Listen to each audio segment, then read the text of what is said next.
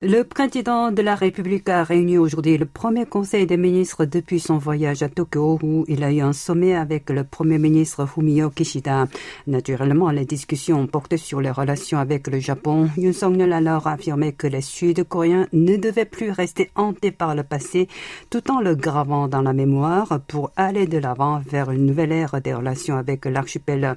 D'autant plus que la coopération bilatérale est devenue plus nécessaire dans un contexte de concurrence entre les États-Unis et la Chine et face à la crise de la chaîne d'approvisionnement mondiale ainsi qu'à la menace nucléaire croissante de la Corée du Nord. Le chef de l'État a affirmé que si Séoul et Tokyo faisaient des efforts communs, ils pourraient, voire devraient, avoir des liens gagnant-gagnant. Dans la foulée, il a détaillé les avantages que les deux pays voisins pourraient alors obtenir. Il s'agira de lutter ensemble contre toute tentative de faire des ressources naturelles des armes, d'une PEC conjointe sur les marchés mondiaux, de la relance de la demande intérieure ou encore du renforcement de la sécurité.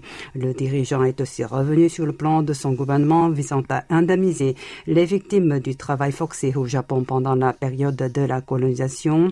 Pour lui, ce dédommagement sans participation des entreprises nippones concernées par l'exploitation est une solution qui satisfait les deux parties à la fois.